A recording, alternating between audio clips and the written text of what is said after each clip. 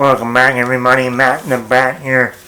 So, last weekend, I sat down and watched Dahmer, the Netflix mini limited series called Dahmer, the monster, the Jeffrey Dahmer story. I'll just say it as a horrible title. Dahmer, Monster, the Jeffrey Dahmer story. You just saw it. Monster, the Jeffrey Dahmer story. Anyway, so I sat down, I'm actually fascinated by serial killers. Don't ask me why. I just say I was born on Friday the 13th of October, and that pretty much sums it up. I don't know. But I'm also interested in psychology. Having a background in film and writing scripts, guess what? I had to but write characters and figure out their psychology and their motivations. So in order to write the script, and then when I directed actors, I had to say, this is their headspace. This is where their mind is. To get the actor into that mindset. And then, of course, act. So, I always wonder, why do serial killers do what they do? Why? And so I was curious about this Jeffrey Dahmer story. You know, I always had a joke back in the day when my mom started dating this guy named Jeff. My dad goes, so I heard your mom is dating some guy named Jeff. I go, yeah, she's dating Jeffrey Dahmer. This is gonna go so well. Hey, I have some dark humor. What can I say? But anyway, kidding aside, and luckily my stepdad did not become Jeffrey Dahmer. That's a very good thing. But kidding aside, of course, I enjoyed this. I did not know as much as I did about Jeffrey Dahmer. I knew he was a sicko. I knew he killed a lot of people. But that was about it. I didn't know he was also a cannibal. And let me tell you something. After watching this and learning about Jeffrey Dahmer, I can tell you one thing. I know where the idea of Hannibal Lecter came from. Hannibal Lecter was not a real person. But Jeffrey Dahmer was. And guess what? There's a lot of inspiration in The Silence of the Lambs and the Hannibal movie and book and Red Dragon that came from Jeffrey Dahmer. Killed people, especially men, ate people, homosexual, yeah. And Hannibal Lecter for you. And also Jeffrey Dahmer went into the military and got into medicine, medical doctor. There you go. Anyway, getting into the review. Positives. Evan Peters was perfect casting. I mean, this guy can be funny.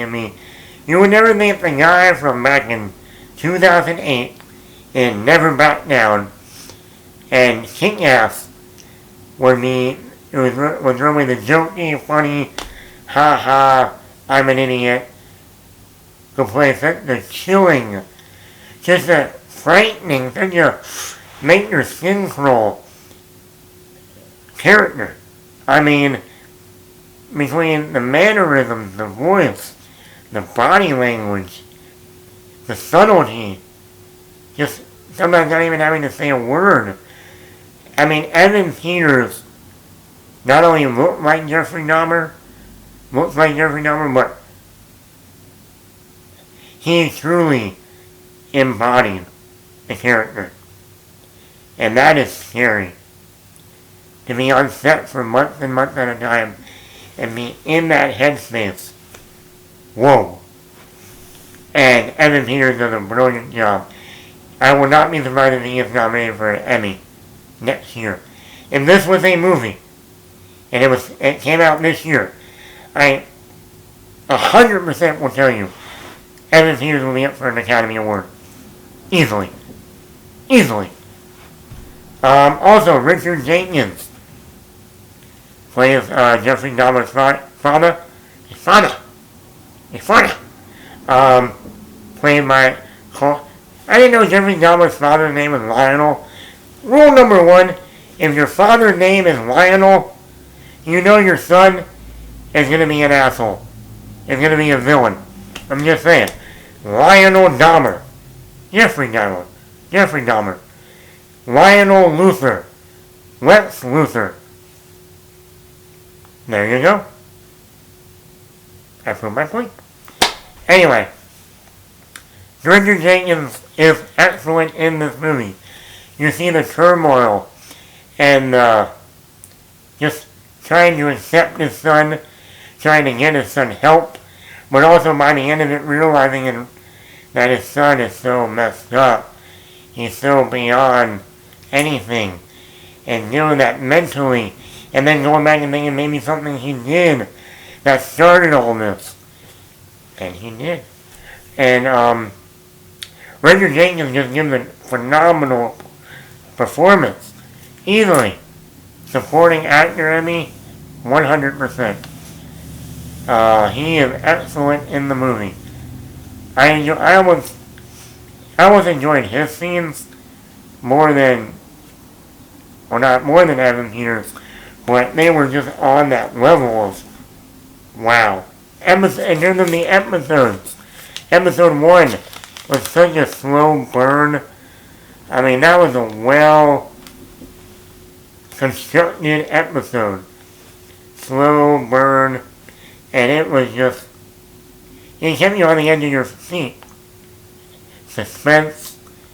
You're terrified for this young black man. And you're just like, get out of there. Find a way to get out of there. And it was a phenomenal first episode. Episode 6. The Tony episode. Wow. I mean, talk about really feeling for a person and finally understanding them in their shoes. The way this episode was directed, because Tony, the character Tony, was deaf. And most of this episode was in complete silence. I'm not saying when they were doing sign language. I'm talking about everything. No sound. And I thought that was a brilliant way to put us in this character's shoes. Who was a real person. And he was just a good person. He was just trying to make it out there in the world. Having a disability. And it was just heartbreaking. Once again, this show, and it gets under your skin sometimes. I mean, all the stuff that Jeffrey Dahmer did, you just go, what a monster. No pun intended. I mean, it was just, and that's what I say. How does a person mentally, psychologically, go through with all that? Not just that. You have these carcasses in your apartment, smelling. How do you not smell that? I mean, you have souls in your drawer. A waste thing in the corner of your room with bones in it. I mean, I'm just like, whoa. I think an eye-opening thing of this show is learning that Dahmer wasn't a smart person. To a degree, he was. He learned the system. And the system failed all these other people. But Dahmer learned from the people around him. And I thought that was just, whoa. Like his father, like teaching him how, when you find a dead animal, opening up the dead animal and learning about all the body parts. And I remember the one episode where he's like, yeah, you go in the brain. And, you can take out all of the brain except one part. And you can, do something with that part of the brain that will snap the person back to life. And as long as you just have that part of the brain, and I'm going, oh my god. Oh my god. This is what he does to his victims. This is what he'll do to his victims when he grows up. And sure enough, we had Zombie Boy. He got a drill in the back of the guy's head, drilled it out. Next thing you know, the guy's still getting up and walking out of the apartment, down the road, like a zombie. And I'm like,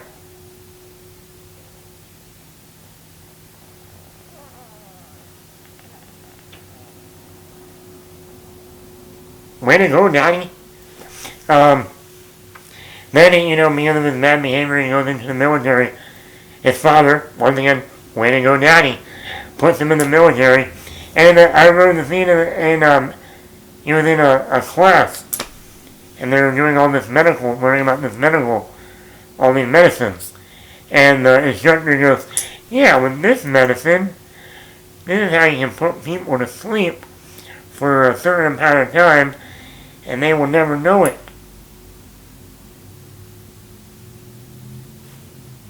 And I'm like, well, that's how he drugs everybody. Way to go. Our military. Rah. I'm like, oh my god.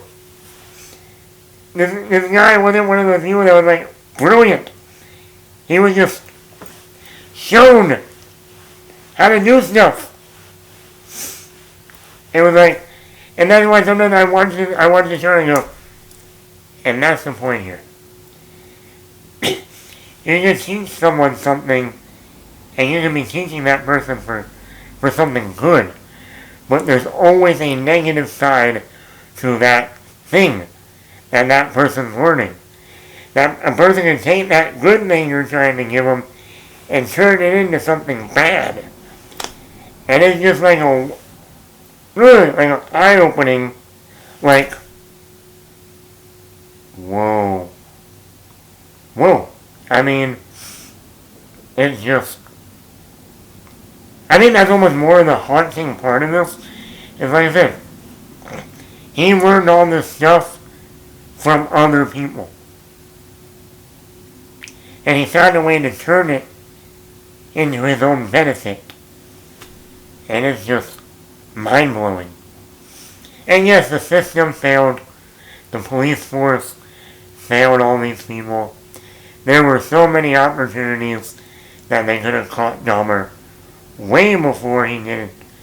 At least after his first killing. But no. But, man, wow. It was eye-opening. The negatives in this. I didn't mind the jumping back and forth sometimes from present day to childhood or teenage years. But then there were times where it would jump right in the middle. And it would be like, okay, are we in the present? Are we in the past? Where does this fit in the timeline? And that was a little bit confusing at times. Because I'm like, what year is it? How old is he now? So, that was number one. Number two, the courtroom scenes. This show, the creator is Ryan Murphy. Ryan Murphy is known for American Horror Story and American Crime Story. Now, American Horror Story, you get all the horror vibes of what this guy did. What I was also interested in was the courtroom stuff. Then Ryan Murphy did American Crime Story. American Crime Story, the OJ trial. That was an excellent limited series. Then they also did that other one that I haven't watched yet.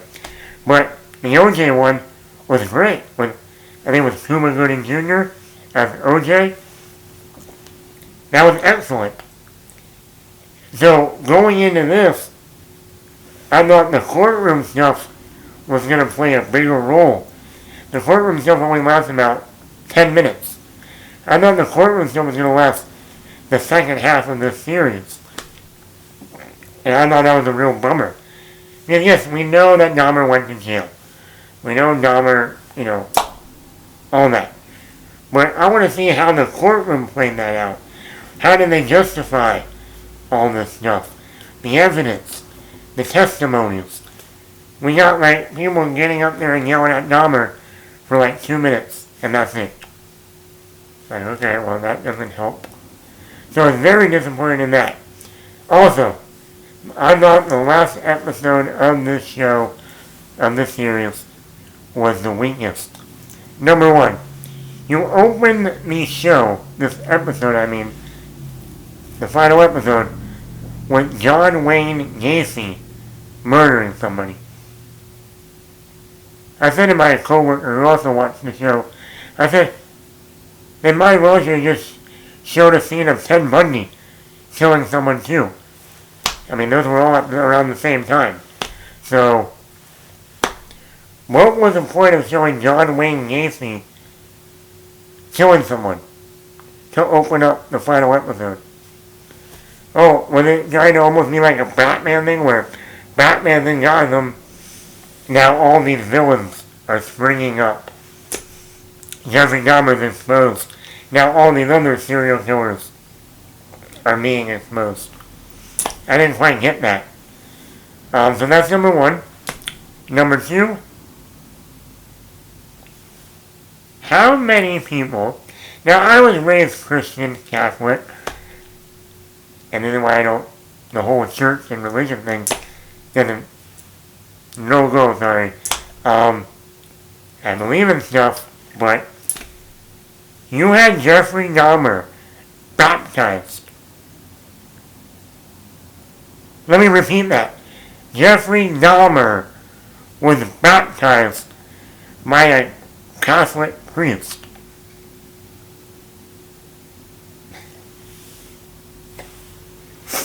Oh boy, when I saw that I was like,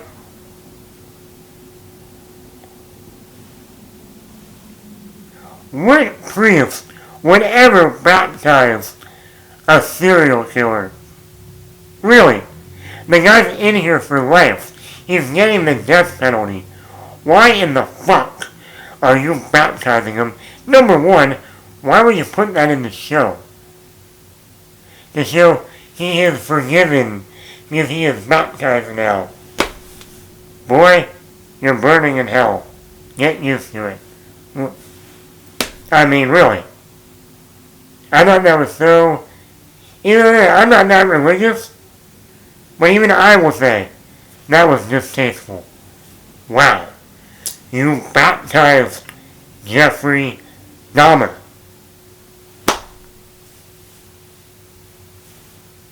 Why? But yeah, I thought the final episode was the weakest.